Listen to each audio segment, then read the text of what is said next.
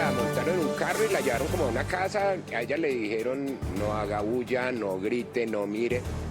Hijo de Diana Ospina, la mujer que estuvo secuestrada por más de 40 horas por una peligrosa banda dedicada al paseo millonario en Bogotá. Dice que le vaciaron las cuentas bancarias y después la dejaron abandonada en la vía Achoachi. Aterrador, este es el momento en el que dos delincuentes se bajan de un taxi e interceptan a Diana, que se encuentra en otro taxi. Las autoridades buscan a los secuestradores mientras investigan al dueño de los dos taxis y a las empresas que pertenecen. Pero la inseguridad es en todo el país. Miren cómo un hombre y su hijo de tan solo 6 años son atacados por un ladrón en una vía de Santa Marta. A plena luz del día los encañonó. Las autoridades buscan a los delincuentes. ¡Qué peligro! Una banda que se dedicaba a robar a turistas en Medellín fue desmantelada por la policía. Los delincuentes seguían a sus víctimas y hasta ingresaban a los hoteles para robarlas. Una falla en las comunicaciones habría originado el incidente del viernes pasado en el aeropuerto El Dorado, cuando un avión de la TAM tuvo que cancelar su despegue para evitar chocar con un helicóptero del ejército. Grave denuncia por presunta transhumancia electoral en el Guaviare. De un momento a otro aumentó la inscripción de cédulas en ese departamento. La Procuraduría investiga un incremento de más del 1000%.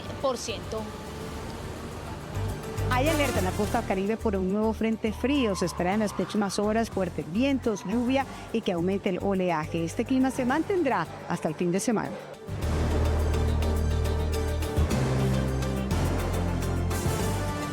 Máxima expectación en Estados Unidos por el discurso sobre el Estado de la Unión que pronunciará Donald Trump en el Capitolio esta noche. Se esperan menciones a Venezuela y Cuba, entre otras cuestiones. Las vemos todas en minutos. Hoy en la mesa ancha electoral, 2 senadores que aspiran reelegirse. Lorena Ríos. Lorena Ríos Cuellar, Coalición Cambio Radical y Alma, y el número 2. Y Marcos Daniel Pineda. Marcos Daniel, Partido Conservador, número 7. Ya nos vemos. La furia en algunos puntos de los canales patagónicos también es testigo de nuestro viaje de regreso a casa. Vientos de hasta 35 nudos y un mar tipo 3 acompañan el día 81 de la navegación. En minutos les contamos.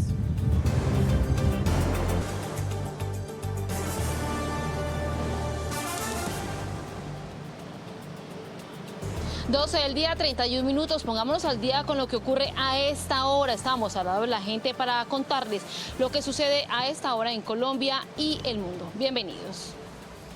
Es realmente increíble que una persona no pueda tomar un taxi en Bogotá sin el temor de ser robada o secuestrada. Y eso lo decimos por las horas de horror que tuvo que vivir Diana Ospina luego de que una peligrosa banda dedicada al paseo millonario la atacara el sábado en la madrugada. Pues la mujer tomó un taxi en las afueras de una discoteca en Chapinero y desde ese momento su vida quedó en manos de los delincuentes, quienes la dejaron abandonada en la vía Achoachi 40 horas después. Hablamos con personas allegadas a la familia quienes cuentan detalles escalofriantes del secuestro. Diana se funde en un profundo abrazo con su padre. Es el regreso a casa, el reencuentro con sus seres queridos y con la libertad. Es la culminación de una horrenda historia.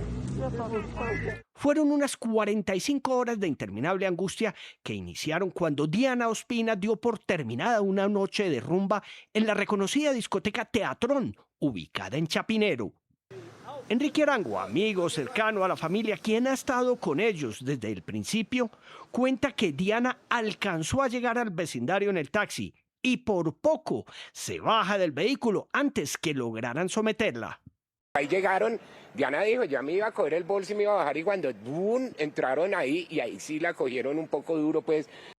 Ahí fue que dominaron por completo a Diana. Ella la montaron en un carro y la llevaron como a una casa. A ella le dijeron no haga bulla, no grite, no mire, no, pues ella estuvo juiciosa. Luego los delincuentes la obligaron a entregar las claves de sus cuentas bancarias.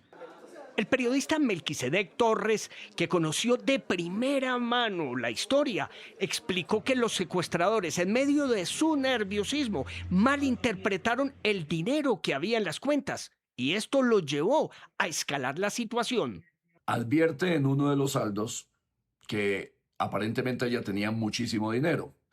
El asunto es que ellos parecieran leer 3 cifras más o 3 ceros más. Y entonces le dicen que ella tiene muchísimo dinero, que por qué tiene tanto en sus cuentas. Y asumiendo que no tenían la capacidad de mantenerla secuestrada, este primer grupo la traspasan a otro vehículo, a otro grupo que sí estaba armado, que la encañona, la amenaza.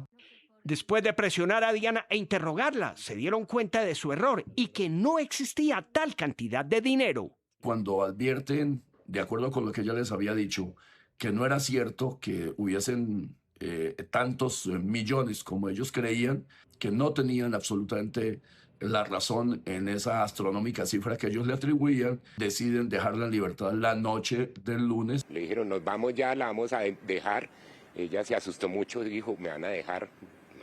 Pues ella creía, le taparon los ojos y cuando le dijeron váyase y ella salió corriendo, ella no sabía dónde estaba y terminó llegando como por Choachí, llegó a un caicay por la subida de Choachí. Luego de por fin llegar a la seguridad de la policía, Diana fue llevada a su casa donde se reencontró con sus seres amados.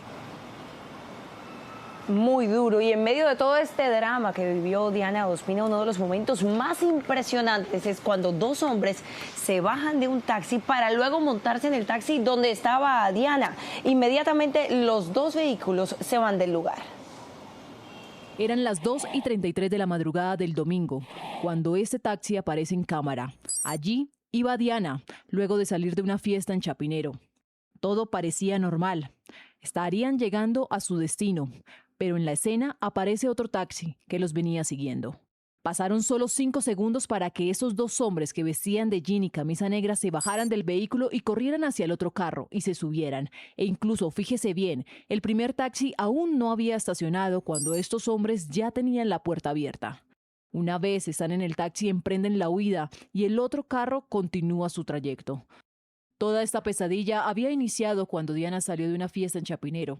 Los videos de cámara de seguridad dan cuenta que ella iba acompañada de una mujer con la que caminó varios metros, hacia donde la estaría esperando un servicio que había pedido por una plataforma.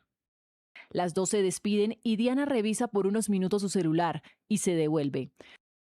Posteriormente, en otro video, aparece ya subiéndose al taxi. Videos que son pieza clave para identificar a quienes hacen parte de esta banda. Como lo vemos, son 2 taxis los que participaron en este secuestro. ¿Quiénes son los conductores? ¿Quién es el dueño de los vehículos? ¿A qué empresa pertenecen? Estas son algunas de las preguntas que intentan resolver las autoridades. Jason, buenas tardes. Usted está en la casa de Diana. ¿Qué más sabemos sobre este terrible caso?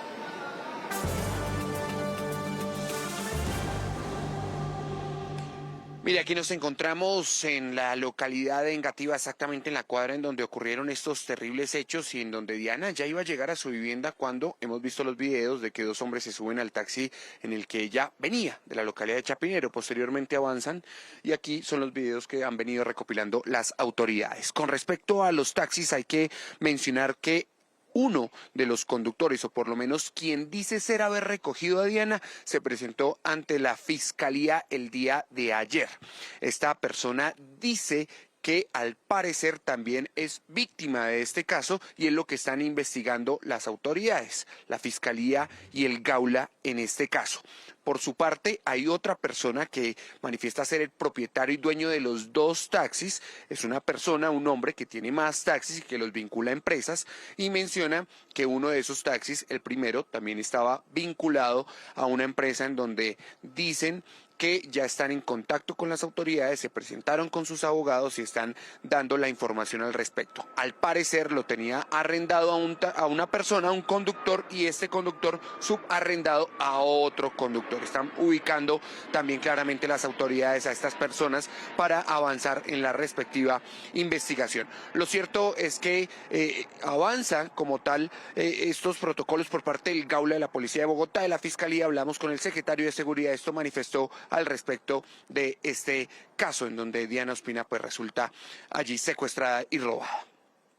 La Alcaldía Mayor de Bogotá y la Policía Metropolitana recibió la primera información sobre la desaparición de Diana el día domingo a las 4 de la tarde, cuando activamos todas las capacidades de búsqueda y de recolección de información. El Gaula de la Policía Metropolitana ejerció tal nivel de presión sobre las personas delincuentes, los criminales que las tenían, que finalmente se ven obligados a dejarla en libertad.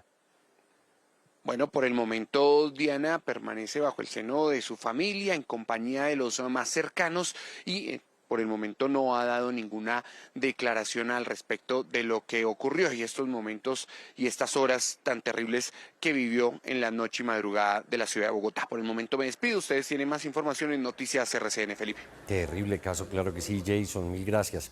Y es que las cifras de secuestro bajo esta modalidad son alarmantes. Miren ustedes, en 2025 se registraron 19 casos, dejando 22 víctimas.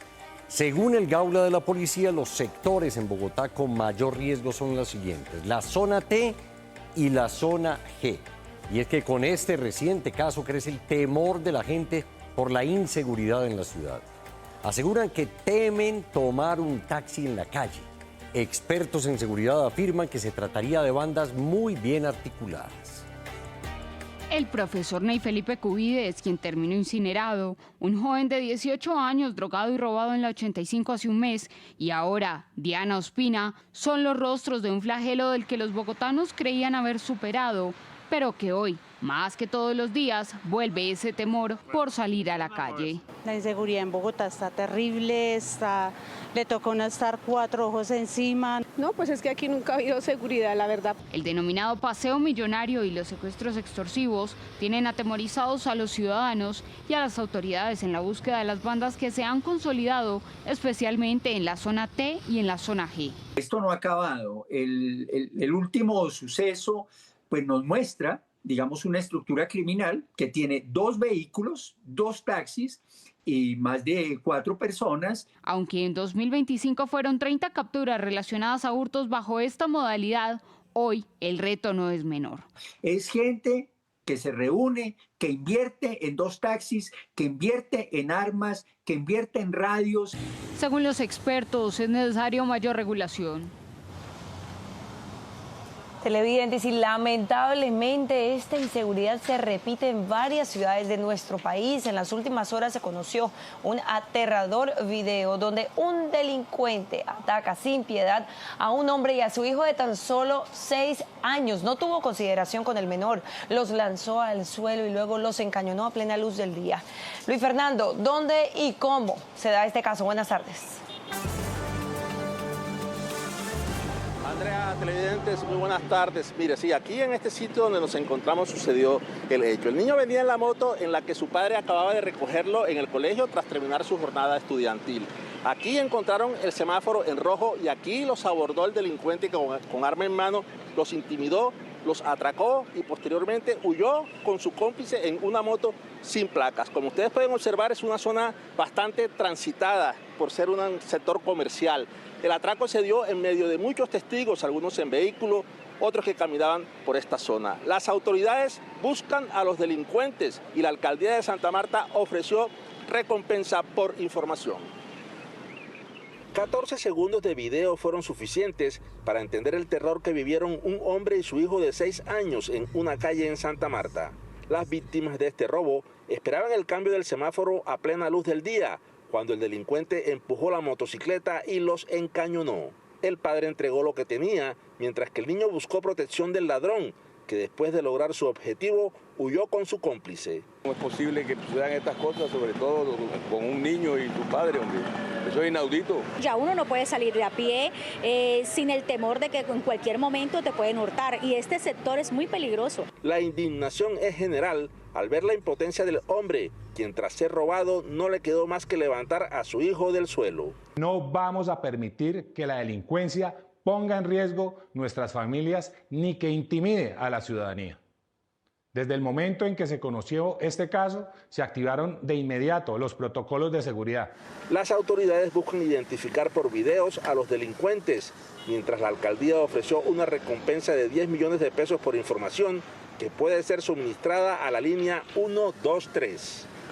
Bueno, las autoridades intentan establecer la ubicación de otras cámaras de seguridad para intentar a través de videos identificar mejor a los delincuentes. Información desde Santa Marta, Luis Fernando Iborán, Noticias RCN. Juan Fernando, usted tiene más noticias. Luis Fernando, muchas gracias. También noticias en Antioquia relacionadas con seguridad, porque así como les pedimos a las autoridades mayores controles, mayor seguridad, esas autoridades le piden a la ciudadanía poner las denuncias pertinentes cuando son blancos de la criminalidad. Como ocurrió aquí en la capital antioqueña, donde la policía y la fiscalía reportaron hoy el desmantelamiento de una estructura delincuencial dedicada sobre todo a atracar turistas extranjeros. Atraco a los ocupantes de un taxi.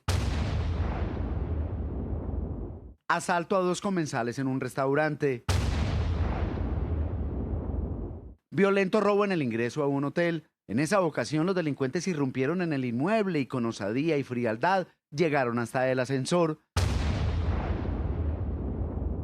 En los 3 robos los mismos delincuentes y las víctimas, todas extranjeras. Los casos esclarecidos se encuentran hurtos cometidos contra ciudadanos estadounidenses, españoles, filipinos, algunos perpetrados minutos después de la llegada al Aeropuerto Internacional José María Córdoba.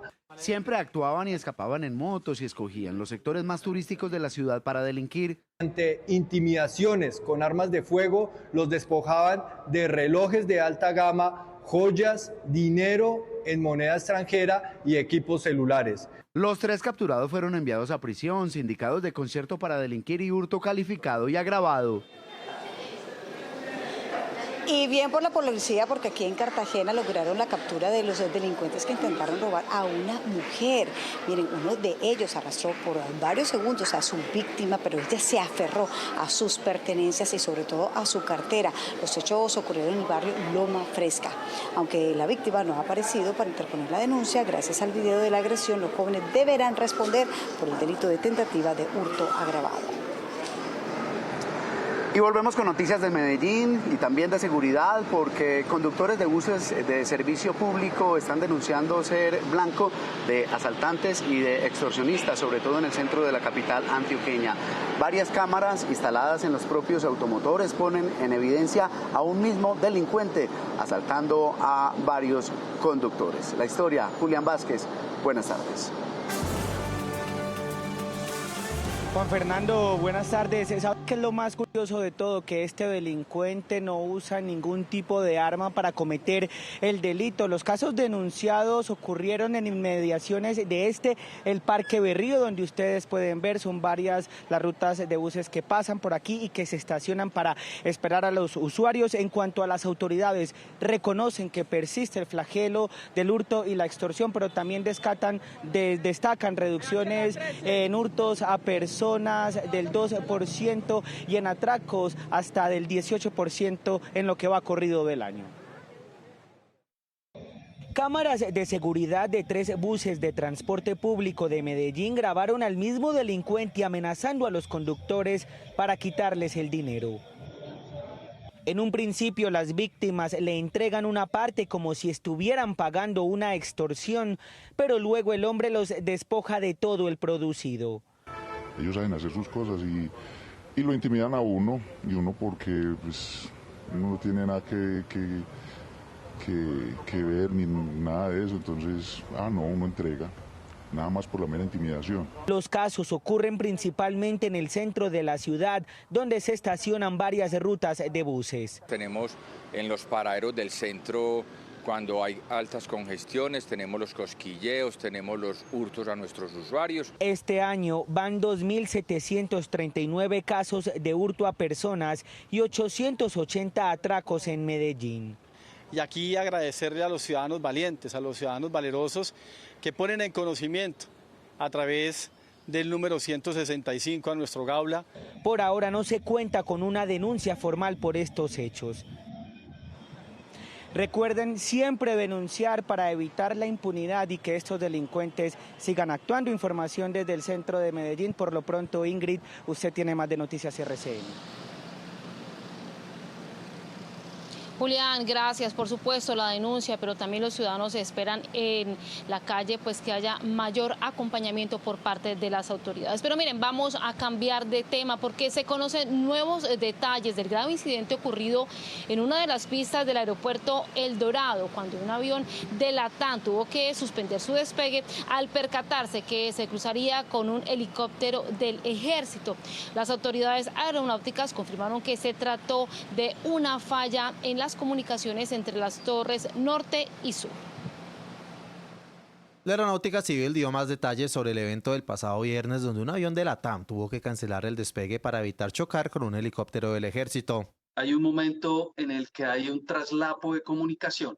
La torre de control internamente está pasando el tráfico del control de la torre norte a la torre sur y le está indicando que hay un helicóptero que va a hacer este cruce sobre la trayectoria. Según los trabajadores del sector, los controladores aéreos están operando por encima de sus capacidades. Sabemos extraoficialmente que el controlador estaba doblando turno y que la máxima capacidad para controlar aeronaves era 34 y tenía 39 en su momento. La Aerocivil adelanta la investigación sobre los hechos. Cuando nosotros empecemos a procesar todos estos datos y logremos ubicar de manera exacta en qué posición, segundo a segundo, estaba cada una de las máquinas, podremos determinar si efectivamente hubo un riesgo, si efectivamente fue controlado de manera correcta. Se espera que en los próximos días la Aeronáutica Civil dé más detalles sobre los motivos de este incidente.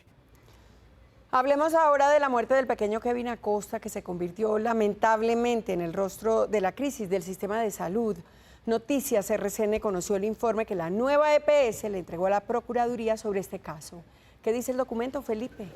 Hola Inés María, muy buenas tardes. Es la primera respuesta que se tiene por parte de la nueva EPS y ojo, habla de un número bastante doloroso. Asegura que 12 horas tomó todo el tratamiento médico desde el accidente del pequeño Kevin Acosta para tenerlo en una institución. También habla de limitaciones en las instituciones, en Pitalito, en Neiva y en Bogotá, lo cual pudo complicar su situación y lamentablemente causar su fallecimiento. La Procuraduría sigue adelante, al igual que la Fiscalía, para determinar presuntas irregularidades en la atención del joven Kevin. Nueva EPS-SA, en un ejercicio de revisión de proceso, constata que la remisión del paciente se realizó en un tiempo total 12 horas, contadas desde la generación de la orden de referencia hasta la aceptación efectiva por parte de la institución receptora. El informe es firmado por el interventor Óscar Galvis, quien tendrá que dar explicaciones en la Procuraduría y en la Fiscalía para determinar si 12 horas es el tiempo razonable para la atención de la emergencia, lo cual pudo determinar el fallecimiento del pequeño Kevin. Esa es toda la información desde la sala de redacción. Felipe, siga usted con más noticias. Así es, Felipe, gracias. Y la crisis de la salud sí que golpea a nuestros niños, por eso no podemos ser indiferentes ante tanto dolor. Es el caso de la pequeña Martina, que llegó a la Corte Constitucional. La niña de 1 año y medio padece de una enfermedad huérfana y su mamá ha tenido que luchar ante los sistemáticos incumplimientos de la nueva EPS. El alto tribunal les hizo un fuerte llamado de atención para que cumplan las órdenes judiciales. La vida le da a algunas mujeres el regalo de ser mamá. Y desde que una mujer recibe ese regalo, también recibe una tarea que sabe va a tener que ejercer durante toda su vida, y es cuidar ese regalo. Esperamos con muchas ansias a nuestra niña. Martina llegó con una enfermedad huérfana denominada hiperglicinemia no cetósica. Genera ella un estado de encefalopatía, epilepsia, falla ventilatoria central. María Paulina, para cuidar su regalo, confió en un sistema de salud, pero no había cumplido 5 meses la niña cuando se dio cuenta que la nueva EPS no estaba lista para proteger la vida de su hija. De entrega de medicamentos solamente fueron 3 meses, de terapias, bueno, también alrededor como 2 o 3 meses, a pesar de que se interpusieron derechos de petición, tutelas, desacatos, finalmente ellos no cumplieron, por lo cual tomé la decisión de hacer un cambio de EPS. pero no desistió del proceso con el que buscaba que la nueva EPS reconociera que fue negligente. Incluso desde la Corte Constitucional les decían a la EPS que debían de pagar como una remuneración. El regalo de María hoy tiene 1 año y medio y es justo por estos días cuando la Corte Constitucional emite una decisión. El caso llegó a manos del magistrado Juan Carlos Cortés, a quien no le tembló el pulso para decir a través de su sentencia a la nueva EPS que aunque la niña ya no es su paciente, tiene responsabilidad. La nueva EPS no solo generó una revictimización por la falta de vida de prestación de los servicios de salud a la bebé, sino que la llevó a interponer más de una tutela e incluso así no lo garantizó. El jalón de orejas de la Corte no solo es por la indebida atención de salud a la menor, sino por los múltiples incumplimientos a las decisiones judiciales.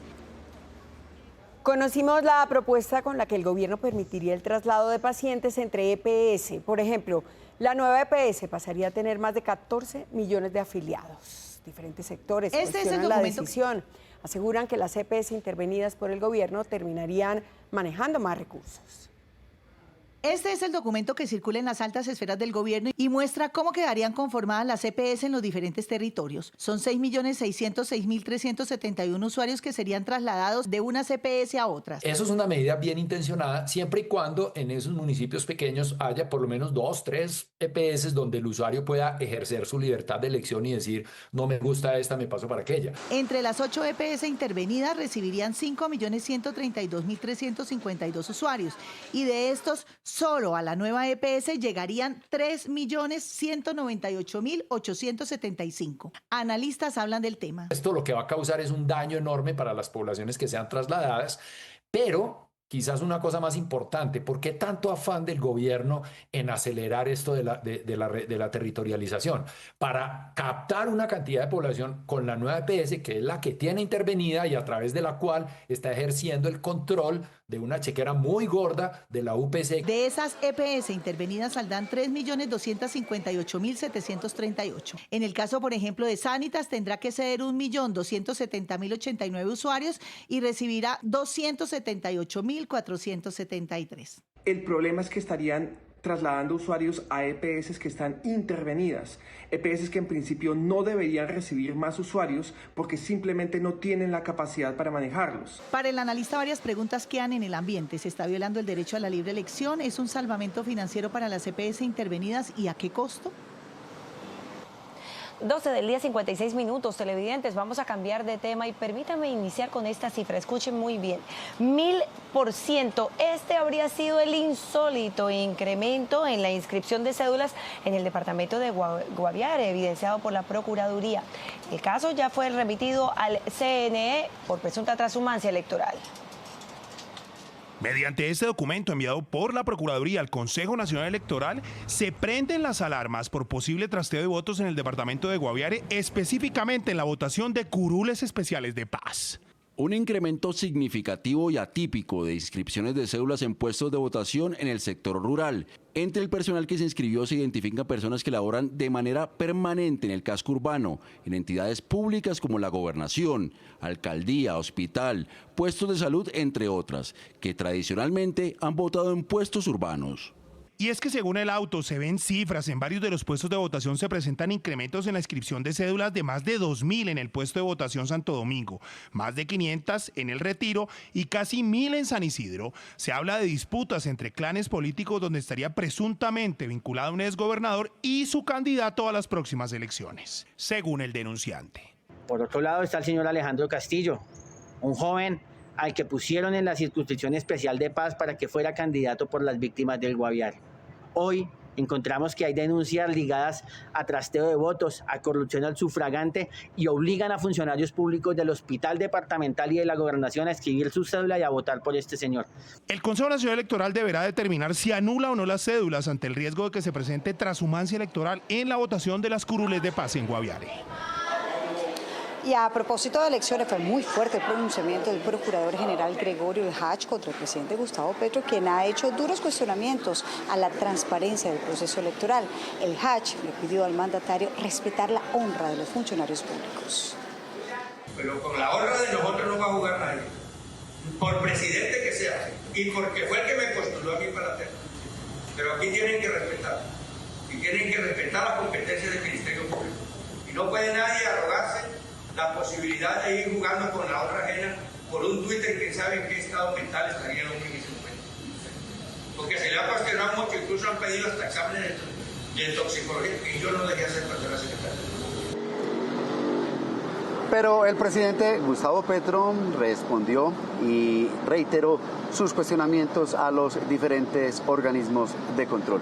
Escuchen ustedes. ¿Quién dice que es cierto entonces la frase del procurador, del registrador, del contralor y de la fiscal general diciendo que desde hace 30 años se mejora el sistema electoral en Colombia? Está la demostración de que no. Las elecciones del 2022, o sea, 26 años después de que los órganos de control actuales dicen que se mejoró el sistema electoral, mentirosos. Miren, y la idea, el sueño que tienen miles de familias de estrato bajo de poder adquirir vivienda cada vez parece más y más lejano, porque es que el incremento del salario mínimo hizo que se subiera o se encareciera mejor la vivienda de interés prioritario en cerca de 29 millones de pesos. Y es que tan solo en enero cerca de 400 familias desistieron y renunciaron a su sueño de comprar vivienda. La vivienda de interés prioritario es la opción más económica para los hogares que ganan menos de 2 salarios mínimos, es decir, menos de 3.500.000 pesos. Pero con el aumento del salario mínimo en 23%, estas viviendas pasaron de costar 128 a 157 millones de pesos. El incremento provocó que 439 hogares desistieran de comprar su vivienda en el primer mes del año. Renuncian por varios factores. Una puede ser la política de vivienda, que en diciembre del 2024 se acabó programa Mi Casa Ya, y adicionalmente también el tema pues de las tasas hipotecarias han subido especialmente empujadas por los títulos de deuda pública, que son los famosos TES, y eso viene mucho atado pues por el riesgo fiscal.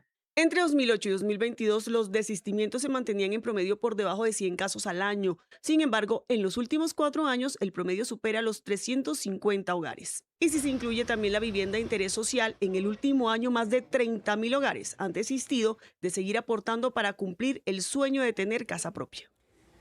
Desde hoy empezó a regir el arancel del 10% impuesto por Estados Unidos. Son varios los productos colombianos que se verán impactados. Podría estar exento el 68% de la canasta exportadora que llega a Estados Unidos, con el tema variable, y el 28% no exento. Está textiles y confecciones, está pescado, está algunos temas de manufactura. Y seguimos hablando de aranceles, pues ya está en firme el decreto del gobierno de Colombia con el que se imponen aranceles recíprocos del 30% a Ecuador. La medida afecta a más de 20 productos provenientes de ese país. Frijol, arroz y desinfectantes son algunos de los productos impactados. Y continúa la alerta en Buenaventura por las dificultades logísticas que mantienen con paso lento el ingreso y la salida de vehículos del puerto. Diego Candelo, usted tiene los detalles. Buenas tardes. El balance que han entregado los gremios es preocupante en relación con este tema. Hablan principalmente de la vía de acceso a Buenaventura, donde se estarían generando trancones de hasta 7 horas en los que estos conductores son víctimas de los delincuentes, pero también hablan de la competitividad en la región de Valle del Cauca, donde se mueve cerca del 40% del comercio, de los productos que entran y salen del país. Hacen, por supuesto, un llamado al gobierno nacional para que les ayude, acompañe a solucionar la materia logística en el puerto que afecta ya las importaciones y exportaciones.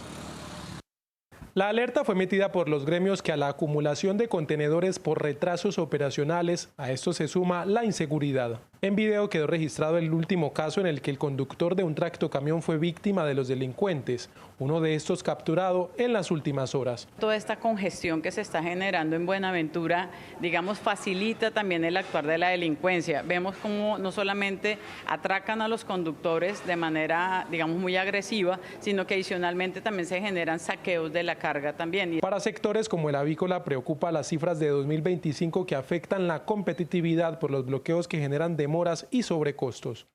En su momento se utilizaba Buenaventura para traer maíz, torta de soya, incluso para llevar a Bogotá, todo el eje cafetero, Huila y Tolima, y hoy toda esa carga está migrando hacia la costa caribe. La situación es muy crítica para el sector de transporte, digamos solamente en el 2025 vivimos en la ruta Buga-Buenaventura 35 bloqueos que nos generó una pérdida de tiempo de más de 387 horas. Dificultades en el cargue y descargue de productos generan congestión en las terminales y en la programación de transporte de carga en un puerto que mueve el 40% de la carga del país y le genera el 10% del Producto Interno Bruto nacional.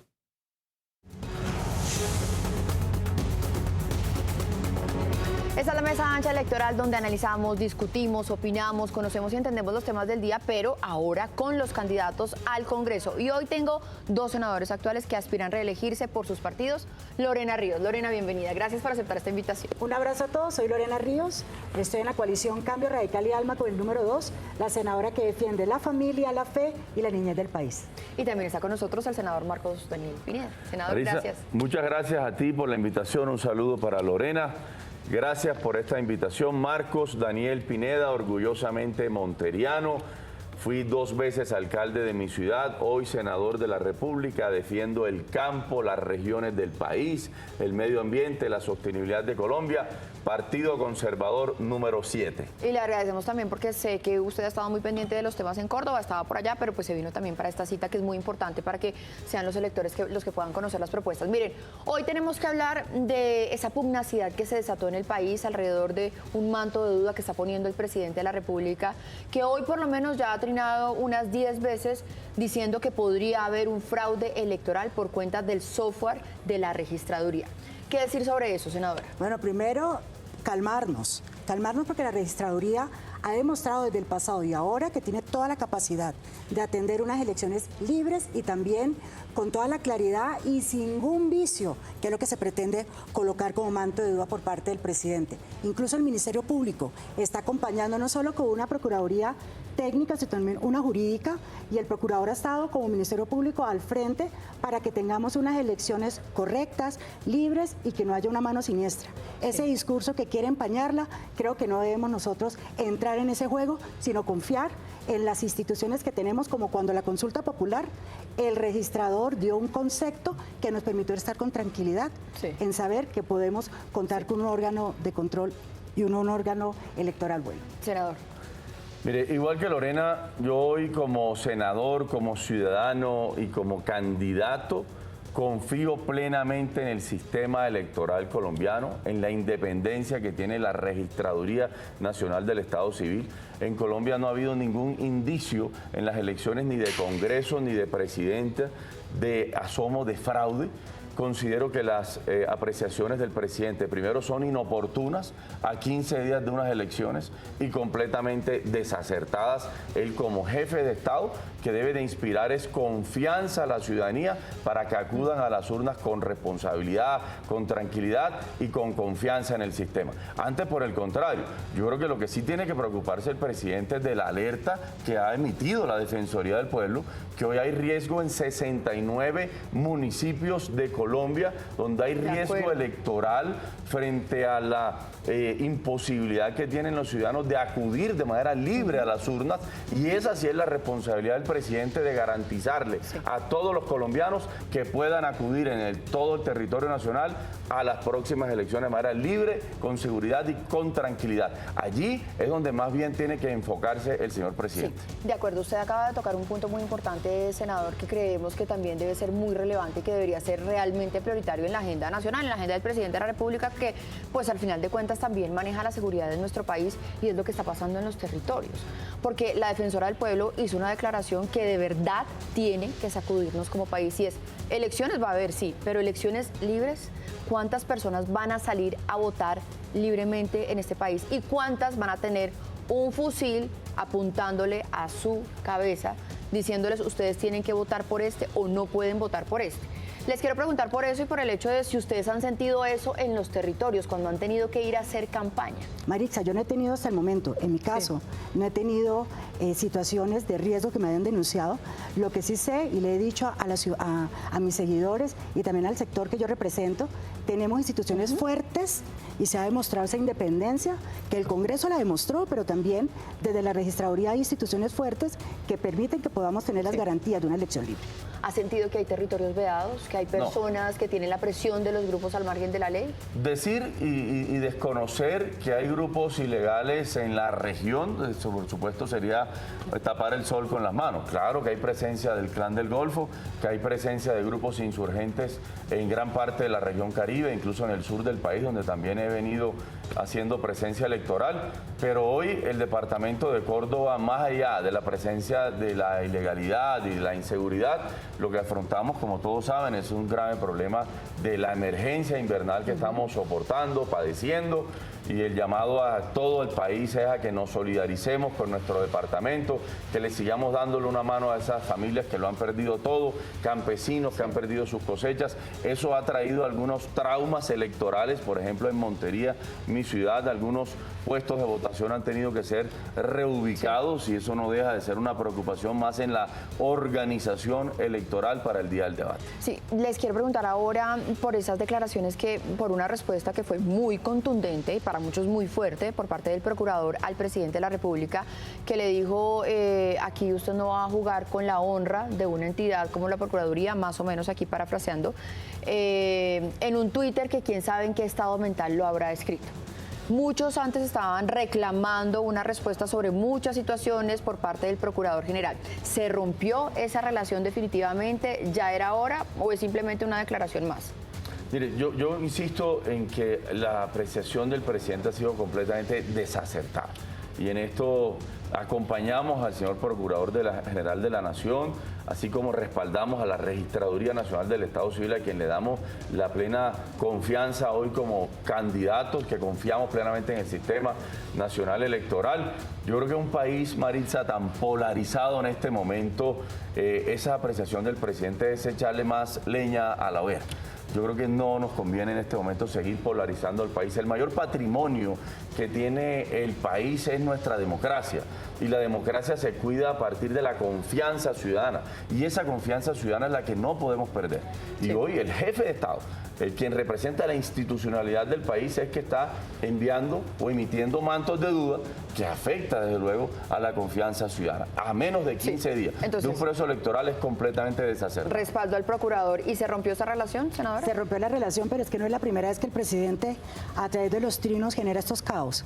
No solo con la reforma. Yo he sido víctima, colombiano, yo he sido víctima, Maritza, de esos trinos del presidente. La senadora, para que ustedes recuerden, hace parte de la Comisión Séptima que en su momento tuvo el debate muy grande, oportuno, de la reforma a la salud, la reforma laboral, la reforma pensional, que las grandes reformas. Y en estas, claro, sacamos a la luz que los proyectos eran inviables técnico y financiera y fiscalmente, no tenían aval y fuimos atacados sistemáticamente por el presidente, desconociendo y desvirtuando un trabajo serio, disciplinado que hicimos con las reformas. Aquí pasa igual y también un respaldo total al procurador. Es que creo que el procurador, que es en este momento el Ministerio Público el que está velando por la garantía de las elecciones, pues está orando y está manifestando también una molestia frente a querer incendiar el país, desafortunadamente, con este tipo de financiamientos. Bueno, pues senadora Lorena Ríos, senador Marcos Daniel Pineda, muchísimas gracias por aceptar esta invitación de Noticias RCN. Este es nuestro aporte a la democracia para que ustedes puedan conocer los candidatos al Congreso.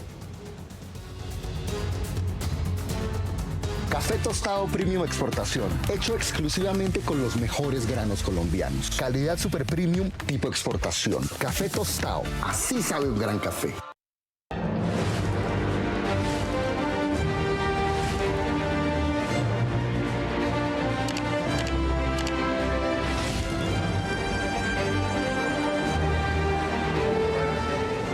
Momento de saber a esta hora en qué va la travesía del corazón de la Tierra, que ya inició su camino de regreso a Colombia. Pues la navegación por los canales patagónicos se ha visto interrumpida también por vientos de hasta 80 kilómetros por hora y olas que superan los 3 metros.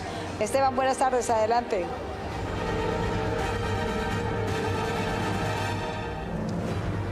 Jessy, ¿qué tal? Muy buenas tardes. 1:12 de la tarde en Colombia, 3 de la tarde, 12 minutos de la tarde aquí en Canales Patagónicos. Estamos en vivo y en directo y eso nos hace sentir muy orgullosos en este día número 81. Sí, usted lo decía, las condiciones cambian de un momento a otro. Veníamos de una navegación tranquila por los canales patagónicos, pero los canales patagónicos chilenos tienen esta condición, que uno llega a un punto y se abre y se encuentra con el Océano Pacífico, es decir, que las montañas dejan de protegerlo a uno. Por momentos quedamos desprotegidos en un costado y en ese momento es que empieza a crecer la ola de hasta 2 metros y la intensidad de los vientos alcanza los 70 kilómetros por hora o incluso 80 kilómetros por hora. Actualmente vamos por el canal Bregno y lo que ustedes están viendo, esa isla allí, es Isla Aguirre. Seguimos navegando porque ya tenemos proa con dirección a Punta Arenas, donde llegaremos mañana. Allí estaremos fondeados y luego llegaremos a atracar al muelle Prat, que nos recibirá por varios días antes de seguir el regreso a casa a Colombia. Pero mire, esta navegación rumbo a Colombia va de la mano de los navegantes del ARC Simón Bolívar y uno de ellos es York Rodríguez, que tiene la responsabilidad de llevar a toda la tripulación por caminos seguros. Miren su historia.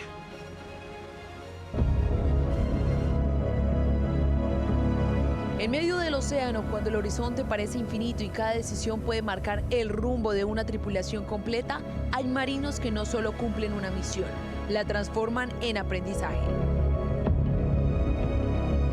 En el puente de gobierno de la ARC Simón Bolívar, uno de sus hombres es el marinero segundo York Rodríguez. Durante más de 80 días de expedición, su oficio fue más que vigilar coordenadas. Fue anticiparse al clima, analizar riesgos y planear rutas en aguas exigentes para comunicárselas a aquellos que hoy tienen mucho más por enseñarle. El cargo de nosotros se basa más que todo en planear, dirigir, organizar y ejecutar una ruta de la navegación, teniendo en cuenta los factores y los riesgos que se pueden presentar durante una navegación. Ser navegante no es solo trazar líneas en una carta náutica, es aprender a leer el mar antes de que el mar hable. Y es que esta expedición es para York una escuela en tiempo real. Más de 2 meses enfrentando condiciones cambiantes, jornadas largas y decisiones que exigen precisión absoluta. Pero mientras crecía profesionalmente había algo que seguía siendo su motor. Si mi familia está bien, yo estoy bien. Pues mi familia es mi todo. Y esa es la que me motiva a cada día a levantarme y seguir adelante. Detrás del uniforme hay un hijo, un hermano, un nieto que cuenta los días para volver. Su padre, Efraín Rodríguez, quien dedicó 22 años como soldado profesional, entiende mejor que nadie lo que significa servir lejos de casa. Es otro orgullo que Dios me ha dado de ver que mi hijo vio algo del padre que le gustó y quiso también querer continuar, digamos, esa vida. Y su madre, Delcy Guerrero, espera el regreso como quien espera una celebración. Cada vez que vuelvo a casa yo le digo que es mi recarga. Que él es mi recarga y él también dice, mami, tú eres mi recarga, me voy tan recargado, me voy como tan lleno de amor. Ahora, mientras el buque inicia su tránsito de regreso a Colombia, York no solo repasa guardias y rutas trazadas, repasa lo aprendido, la confianza en sus decisiones, la coordinación con su equipo y la responsabilidad de conducir con seguridad una misión científica en uno de los entornos más exigentes del planeta. Pero además, imagina algo mucho más sencillo. Volver a la casa, así sea por un día, siempre va a ser una emoción al ver a la mamá de uno, que le cocine la comida de uno, al ver al papá que lo reciba con el mismo cariño de siempre. El viaje de ida le dejó enseñanzas para toda la vida y el viaje de regreso le devuelve lo más importante, su hogar.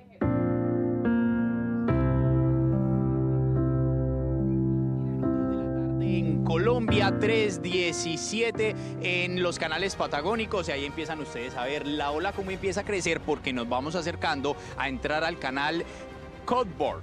Ese quiere decir, ese canal es el que está más pegado al Océano Pacífico y es el que nos va a decir y nos va a permitir unas horas navegar con unas condiciones bastante adversas. Dato importante, 81 días de transmisión ininterrumpidas que terminarán el próximo domingo, 1 de marzo, cuando cumplamos 87 días al aire, cumpliéndole a esta misión científica y de país a través del canal RCN. Pero no será el último momento de nuestra transmisión, seguiremos acompañando el regreso a casa, y también cuando esté el buque ARC Simón Bolívar en Cartagena nuevamente, estará nuevamente el canal RCN allí en esta travesía hacia el corazón de la tierra, que todos los días tiene más historias. Con estas imágenes de los canales patagónicos nos vamos despidiendo. Felipe, usted tiene más información. Buen viento y buena mar.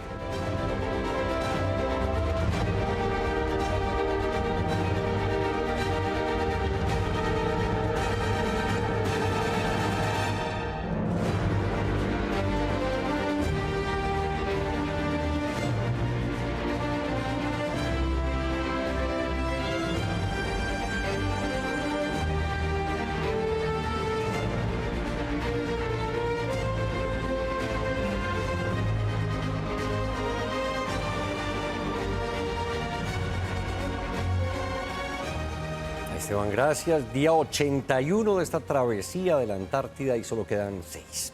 Muy bien, a esta hora hacemos un repaso por las noticias de las regiones. Jessica.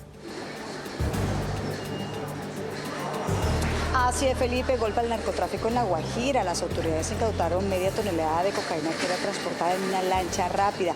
La operación que se realizó en el norte de La Guajira, en Río Hacha, pues se fueron capturadas 2 personas de nacionalidad venezolana. Reiteramos una noticia positiva desde Medellín, porque 50 animales viejitos, así les llamamos de manera cariñosa a 50 perros y gatos, tienen un nuevo hogar gracias a la primera adoptatón realizada este año por parte de la Secretaría de Medio Ambiente. Algunas de estas mascotas llevaban hasta 10 años esperando ser recibidas con amor.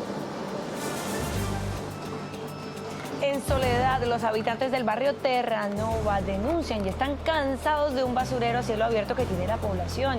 Se quejan de los malos olores y también de las enfermedades que son constantes, sobre todo en los niños.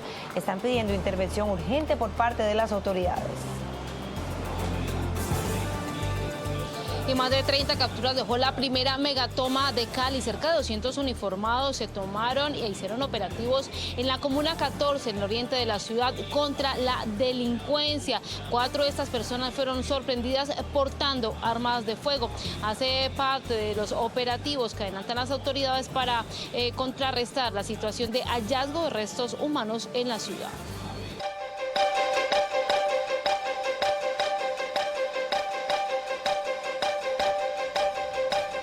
Atención, nuevo hecho de inseguridad en Bogotá. El alcalde del municipio de Ospina, Nariño, Nizón López, recibió un impacto de bala en medio de un intento de atraco en la localidad de Teusaquillo. Efraín, ¿qué se sabe del estado de salud del alcalde? ¿Qué tal? Pues la situación fue esta, en los alrededores de Corferia, luego de que el alcalde de Ospina salió de una reunión, fue abordado por un delincuente que intentó robarle sus pertenencias. Al parecer hubo algún tipo de forcejeo, el delincuente le disparó. Inmediatamente el alcalde del municipio de Ospina fue traído en forma urgente acá a las urgencias de la Clínica Colombia. Ingresó sobre las 11 de la mañana, fue atendido en la sala de cirugías.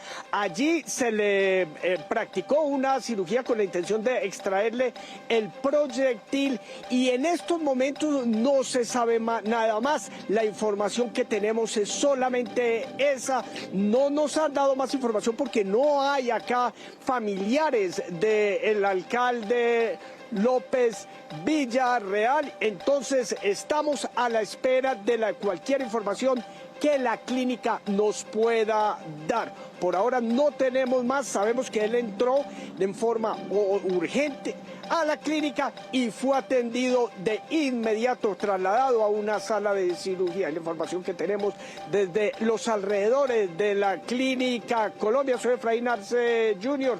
Feliz tarde.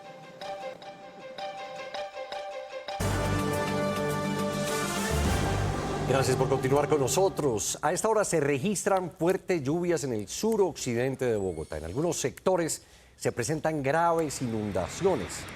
En el sector de Meissen ya son varias las viviendas que resultaron afectadas. También vehículos, como ustedes ven, quedaron atrapados en medio de la inundación. Y las lluvias también siguen en varias regiones del país. Fuerte oleaje, inundaciones, deslizamientos y bloqueos de vías se presentan en el Caribe.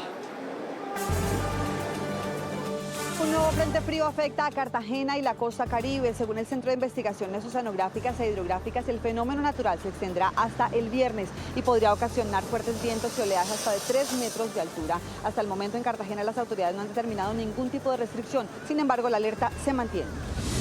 El colapso del puente La Brea La Balsa dejó a más de 6.000 personas aisladas y al menos a 20 veredas.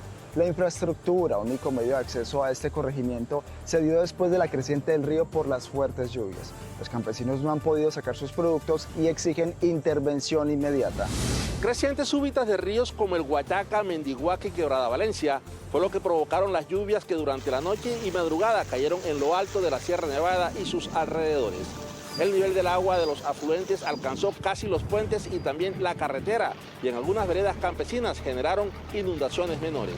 La alerta por lluvias en Santa Marta y Magdalena se mantiene.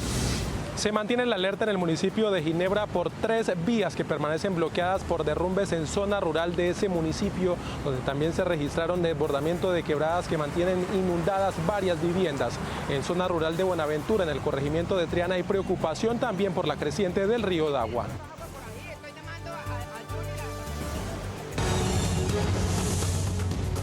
Candidatos en la redacción. Quien se le midió hoy a recorrer esta redacción, a someterse a las preguntas de los periodistas es el doctor Mauricio Cárdenas.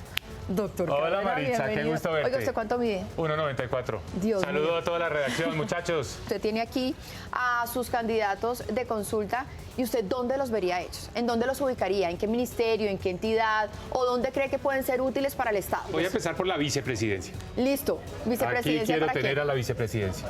No me diga. Pero venga, y con Vicky usted tuvo serios roces en el pasado, ¿ahora se la llevan muy bien? ¿Qué pasa? Uno tiene que gobernar desde la diferencia. Somos distintos. Ella representa un segmento un poco más a la derecha, pero me he entendido bien con ella. Una mujer pragmática, una mujer que toma decisiones, es fácil llegar a acuerdos y eso es lo que yo quiero hacer en el gobierno, unir. Bueno, Paloma Valencia, yo quisiera que este segmento del electorado, que es un segmento que se asocia mucho con los temas de seguridad, se encargue del Ministerio de Defensa. Para ella será la primera oportunidad de tener un trabajo en el Ejecutivo.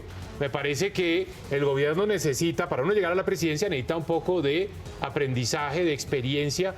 No puede llegar a la presidencia como primer cargo en el Ejecutivo. O sea, ¿usted cree que ella no está preparada ahorita para ser presidente? Si es ministra de Defensa, hace la escuela de ministra de Defensa después. O sea, ahorita no presidente No, porque Paloma. es que la presidencia es un cargo muy difícil que requiere experiencia. Uno no puede llegar allá a aprender en el cargo. No podemos improvisar. Abelardo de la Espriella. Si Paloma Valencia no acepta el Ministerio de Defensa por cualquier razón, Abelardo puede ser una buena opción. ¿A usted pondría a Abelardo de la Espriella de ministro Es de otro Defensa? de los que entra en la categoría de que tiene ganas, de que ha mostrado interés, que tiene bríos, que tiene garra. Yo creo... ¿Y a usted le hubiera gustado verlo a él como le hubiera gustado ver a Fajardo en la consulta o a él no lo hubiera recibido en la consulta? Es que ¿sabe qué pasó? Que él antes de cualquier cosa se descalificó porque él dijo a mí no me interesa. Por supuesto, uno de los temas económicos más álgidos es el tema de la reforma tributaria y pues lo que no se le olvida a muchos colombianos es que usted fue el de la reforma tributaria que subió el IVA del 16 al 19%. Así es. ¿Se puede volver al 16% o ya nos quedamos en eso? No, es imposible, es imposible. Pues lo han tratado de hacer. Llegan a la presidencia criticando eso. Llegó Iván Duque criticando el IVA del 19. Llegó Gustavo Petro criticando el IVA del 19 y llegan a la presidencia y se dan cuenta que gobernar es difícil. ¿Qué vamos a hacer? ¿Y se necesita otra reforma tributaria? No, no se necesita. ¿Por qué? No se necesita, seguro. ¿Por qué no se necesita una reforma tributaria? Porque aquí el problema no se resuelve. Es tan grande el problema del hueco fiscal, el hueco de las finanzas públicas, que eso ya no se resuelve con un impuesto adicional. No hay cómo. Ningún impuesto sería capaz de cerrar ese hueco. ¿Qué hay que hacer? Hay que bajar el gasto público. Sí. Eso puede que no lo digan todos los candidatos, eso es lo que hay que hacer, recortes al gasto. Cerrar el Ministerio de la Igualdad, cerrar fondos como el que tiene el ministro del Interior para repartir contratos que se llama Fonsecon. Sí. Embajadas de las que le crearon a Francia Márquez, todo eso se acaba. Bueno, pasemos ahora sí a temas sociales, la salud. Imposible casi que hablar de salud sin recordar a Kevin. A Kevin. Esa es la Petrosalud. ¿Qué significa la Petrosalud? Pero conseguir la plata, ¿de ¿cómo qué lo vamos manera? a hacer? A ver, lo primero que hay que hacer antes de la plata, yo no le meto un peso a las EPS intervenidas por este gobierno como están hoy, porque esos interventores... ¿Y entonces qué, las va a liquidar? No, eso es, porque si no les mete ¿Qué plata, hacemos toca lo primero? liquidarlas. Es que como dijo el propio Petro, esos interventores hoy están haciendo ahí negocios. Él lo dijo y acusó a Laura Sarabia de haber sido la que puso esos interventores. Dijo, ¿quién los metió acá? Pero conseguiría un buen interventor entonces, claro, lo primero, 7 de agosto, todos los decretos despidiendo a los interventores que metió este gobierno, que están ahí para hacer negocios y que están representando a los políticos, algunos de los cuales, queridos amigos, están haciendo campaña en este momento con la plata de la salud. La plata que no le está llegando a usted en los medicamentos, se la están gastando ellos en las vallas. Señor candidato, arranquemos por la consulta. Candidato, hay que decirlo, muchas encuestas a usted lo muestran muy por debajo de otros candidatos. ¿Tiene algún plan B? ¿Cuál es su estrategia? ¿Qué tiene en mente y cómo está leyendo estos números? Bueno, mira, eso conecta con lo que te estaba diciendo. Esta es mi primera incursión en la política. Espero contar con el apoyo de los colombianos, que quieren un presidente serio, que hable con la verdad. Pero esto es un proyecto político que no es de una sola vez, es un proyecto de largo alcance. Volvería a lanzar. Claro, ya estamos en este mundo de la política. O sea, en el 2030 podríamos volverlo a tener de candidato. Claro, no hay marcha atrás. Y además, ¿por qué? Porque este no es un proyecto político individual. Aquí hay muchas personas que comparten conmigo 3 pilares. Primero, seguridad y orden. Necesitamos recuperar el control del territorio. 2, apoyo al sector privado. Esto es con el sector privado. En contra de la idea que quiere promover la izquierda de estatizar todo en Colombia. Estatizar es darle el poder a los políticos. Y lo tercero, no estamos de acuerdo con la política de paz total que pues ha generado tanta inseguridad en el país. Entonces, los que están de este lado, vamos a unirnos, un nuevo movimiento político. ¿Por qué? Porque el petrismo y el pacto histórico van a seguir allá. Entonces necesitamos hacer el contrapeso. Nos está acabando el tiempo, pero terminamos siempre como con este tablero para hacer unas últimas definiciones muy rápidas de sí o no, para terminar conociendo al candidato en, digamos, un panorama 360. Entonces aquí le entrego esto. Dale. ¿Eliminaría el 4 por 1000, sí o no? Sí, gradualmente. Listo. ¿Aumentaría la edad de pensión? No por ahora. ¿Y usted está de acuerdo en la reforma pensional que todavía está en examen en ese momento en la Corte Constitucional, ¿cierto? Sí. ¿Legalizar la droga? Toda la cadena de producción y comercialización de la droga. ¿De cuál droga? De la coca. De la coca no. De la cocaína. No, cocaína ¿Adopción no. por parte de parejas del mismo sexo? Sí, sin duda. ¿Cadena perpetua para violadores Sí. de niños? Sí. Sí. ¿Mantendría el salario mínimo vital? Creo que en esto Ya contestamos, o sea, no echo para atrás lo que hicieron hasta ahora. Listo. ¿Apoya el aborto en las 3 causales que estableció la Corte? Sí. ¿Restituiría la prima técnica a congresistas? Y aquí hay que hacer una salvedad, ¿no? Usted fue el que, siendo ministro de Hacienda, puso esa prima técnica. No. El Consejo de Estado dijo que esa prima técnica que existía en el pasado había sido establecida ilegalmente. Es decir, nosotros no la creamos, simplemente la mantuvimos. La corregimos, como acaba de hacer el gobierno que corrigió el decreto de salario mínimo, lo tuvo que corregir. Nosotros tuvimos que corregir uno que venía de atrás, que había creado esa prima técnica. Pero yo no la creé, venía de atrás. Pero yo en, no ese le, momento, se lo pongo así. en ese momento estaba de acuerdo con esa prima técnica. Sí, el sueldo de los congresistas como estaba. Le quiero decir, yo no le subí un peso el salario de los congresistas. Esa es la realidad. Listo. ¿Presentaría una reforma tributaria? Que usted ya me dijo que no. No. ¿Sanciones penales para menores de edad? Sí. ¿Y negociación con ELN, disidencias y Clan del Golfo? No. No, pues ahí tenemos este tablero con el doctor Mauricio Cárdenas. Doctor Cárdenas, pues muchísimas gracias por acompañarnos en este recorrido por la redacción. Maritza, tan rápido. Súper Se nos rápido, pasó pero fueron rapidísimo. 35 minutos al aire. Bueno, pero rápido, pero sustancioso. Muchas gracias, gracias por invitarme. Muchísimas gracias a usted por aceptar, pero como siempre, el gran agradecimientos para todos ustedes, nuestros televidentes, los que nos están siguiendo a través de las plataformas digitales. Sigan opinando, sigan acá con RCN, porque les estamos presentando todas las opciones a la presidencia y al Congreso para que ustedes tomen una decisión consciente e informada. Feliz tarde.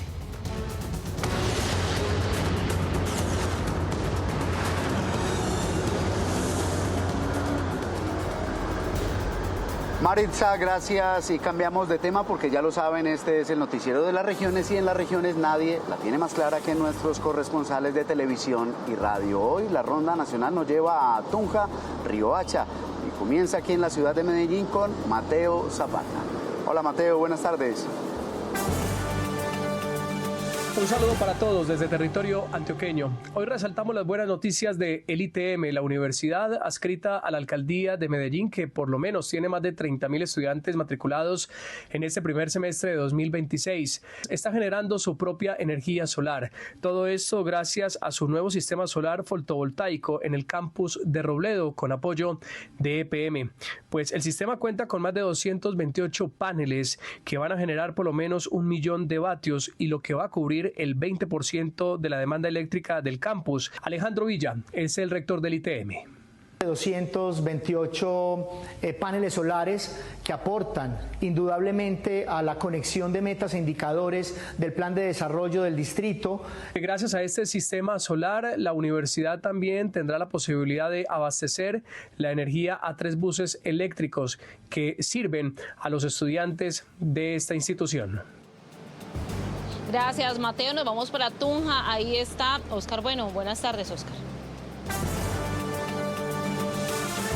¿Qué tal? Saludos. Boyacá tiene más de 1 millón de habitantes que cuentan con solo 3 clínicas capaces de atender las urgencias más críticas, es decir, aquellas catalogadas en triage 1 y 2. Sin embargo, una de esas clínicas ha tomado la decisión de cerrar su servicio de urgencias. Es la clínica de los Andes de Tunja. La decisión, las millonarias deudas que tienen con ella las EPS. La cartera básicamente es de unos 30.000 millones de pesos. La parte más importante es de Sanitas. Hay otra parte grande que es las aseguradoras que venden el SOAT. Estamos buscando modelos de atención donde pues el pago sea más oportuno. Con el cierre del servicio de urgencias, la clínica de los Andes está disminuyendo su planta en un 36% aproximadamente, lo que significa que 140 profesionales de la salud ahora estarán en desempleo. Oscar, muchísimas gracias y nos vamos ahora para Riohacha, en La Guajira, donde la información la tiene Nailet Brugues. Nailet, hola. Buenas tardes a todos los televidentes. El departamento de La Guajira tendrá su stand propio en la vitrina turística de Anato 2026. En esta versión, uno de los ejes centrales será el programa La Guajira es mágica y cultura. Veamos lo que dice el director de turismo del departamento, Rafael Zúñiga. La Guajira sigue consolidándose como un destino turístico único. Por eso en la versión de Anato 2026 llegamos a mostrar un nuevo producto turístico construido con más de 60 empresarios de los corregimientos de Pájaro y Mayapo del municipio de Manaure, en donde se mostrará toda la riqueza natural y cultural que caracteriza a esta importante región del departamento de La Guajira. Buscamos seguir diversificando y posicionando el turismo de nuestro departamento. En esta feria, La Guajira busca visibilizarse ante el mundo entero, atraer más el turismo, construir nuevas alianzas comerciales y mayor movimiento para la economía local. Pues gracias a nuestros corresponsales de Medellín, Tunja y Riohacha por sus reportes. Hacemos una pausa para comerciales y ya regresamos con más noticias RCN.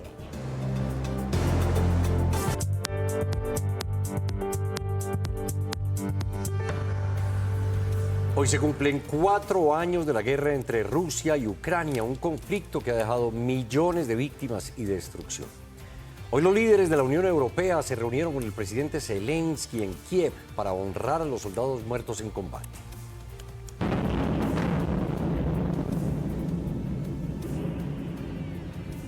Se cumplen 4 años y lo que inició como una operación relámpago por parte del Kremlin, hoy está convertida en una guerra de desgaste que sin duda ha redibujado el orden mundial.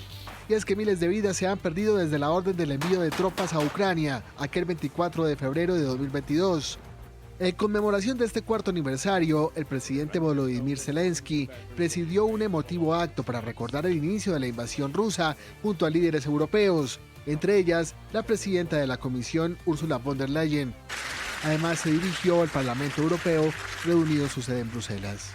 Necesitamos a Europa en las negociaciones. Hacemos todo lo posible para involucrar a los europeos tanto como sea posible y contamos con su liderazgo en todo este proceso de negociación. Zelensky enfatizó que el liderazgo europeo es esencial para el proceso diplomático que se adelanta para lograr un cese al fuego definitivo. En Brasil, al menos 22 personas han muerto debido a las intensas lluvias en el sur del país. Fue declarada la calamidad. 45 personas permanecen aún desaparecidas. También se han reportado graves daños materiales y desplazamientos forzados en varios municipios.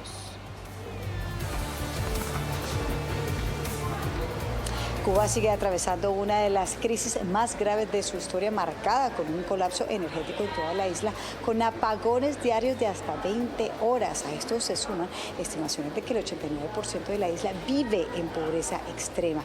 Las personas tienen que cocinar con estufas de carbón ante la falta de luz y combustible para las plantas de gasolina. Precisamente la presión al régimen de Cuba sería uno de los temas que el presidente Donald Trump aborda en el discurso de la Unión, que será a las 9 de la noche en el Capitolio. Se trata de una declaración al mundo tras un año de gobierno que ha estado marcado por las medidas arancelarias a nivel global, las violentas acciones contra los migrantes y la captura de Nicolás Maduro. En Colombia, más del 70% de las personas utilizan canales digitales para manejar su dinero. Pero ojo, porque en época electoral los delincuentes aprovechan para hurtar a través de links o mensajes de texto. Hoy en Economía de Bolsillo compartimos tips de seguridad para evitar fraudes. Mensajes falsos sobre si fue seleccionado como jurado, lugar y puesto de votación, cambios de último momento, multas electorales o suspensión de cédulas son algunas de las modalidades de hurto. Estos mensajes incluyen enlaces fraudulentos diseñados para robar datos personales, claves bancarias y códigos de verificación. Por eso, desde el Banco de Bogotá le recuerdan que la única fuente oficial para consultar su información electoral es la de la Registraduría Nacional del Estado Civil. Si necesita consultar su puesto de votación, no dé clic en enlaces que le lleguen a través de mensajes. No dé sus datos financieros o sus códigos de verificación a través de llamadas o códigos de WhatsApp. Y por último, verifique esta información a través de www.registraduría.gov.co. En esta temporada de votaciones que se acerca en Colombia, proteger su información también es proteger su bolsillo. Desconfíe de mensajes sospechosos, verifique siempre los canales oficiales y nunca comparta sus claves ni códigos de verificación. Desde el Banco de Bogotá le compartimos estos tips de seguridad para proteger su información, su dinero y así evitar dar positivo para fraude. Encontrémonos en Noticias RCN con datos que le ayudan a cuidar su bolsillo. Banco de Bogotá y RCN presentaron Economía de Bolsillo. 42 horas de horror, de terror, de angustia. Todos queríamos que apareciera Diana Ospina y con vida. Y por fortuna así fue. Las cámaras de seguridad fueron claves para lograr ubicarla. Ahora quedan muchas preguntas que esperemos que las autoridades resuelvan y que por supuesto agarren a los responsables. Ella la montaron en un carro y la llevaron como a una casa. A ella le dijeron no haga bulla, no grite, no mire, no, pues ella estuvo juiciosa. Y vuelve y juega. El tema de la inseguridad en Bogotá, lo que preocupa no son la cantidad de casos solamente, sino lo violentos que se han vuelto los delincuentes. Según las autoridades, desde hace 15 años no se presentaba un caso como este en Bogotá. El Gaula de la Policía Metropolitana ejerció tal nivel de presión sobre las personas delincuentes, los criminales que las tenían, que finalmente se ven obligados a dejarla en libertad. Y cierran filas, Procuraduría, Defensoría del Pueblo, partidos políticos en defensa de la institucionalidad, de lo legítimas que resultan las elecciones y del respeto, por supuesto, al proceso electoral, que históricamente ha sido transparente. Miren lo que dijo el Procurador General. Pero con la honra de nosotros no va a jugar nadie, por presidente que sea, y porque fue el que me postuló a mí para hacerlo. Pero aquí tienen que respetar, y tienen que respetar la competencia del Ministerio Público. Ahí estamos siempre, por la app, por las redes y por la pantalla. Pongámonos al día. Noticias RCN. Bien, y terminamos esta emisión de noticias con una nueva ronda por nuestras regiones. Ingrid. Inés María, en el Valle del Cauca, las autoridades adelantaron operativos contra los delitos ambientales. 10 personas fueron capturadas en Cali y también en los Farallones. Adicionalmente, las autoridades lograron la incautación de material calificado como altamente peligroso para el ecosistema. Y mucha atención Barranquilla, pues en la tarde habrá cortes en el servicio de electricidad en los barrios Chiquinquirá y San Isidro. Esto se debe a labores preventivas que realizan en la subestación centro de la empresa Aire. Otros 2.500 jóvenes ingresaron al programa Parceros, son quienes habitan en zonas vulnerables de la ciudad. Con esta iniciativa de la alcaldía se busca alejar a estos jóvenes de las estructuras ilegales a través de iniciativas de formación y empleo, así como mantener a las niñas alejadas de posibles casos de explotación sexual. Y aquí en Cartagena comienza hoy la segunda conferencia internacional sobre reforma agraria y desarrollo rural, que contará con la asistencia de representantes de más de 100 países. También estarán presentes los ministros de Agricultura de 14 países. Muy bien, hasta aquí esta emisión de noticias RCN del mediodía. Los invitamos a continuar con nuestra mejor programación y además en la app del canal de RCN estar bien informados, esto en el botón noticias. Un abrazo para todos, una feliz tarde, que estén bien.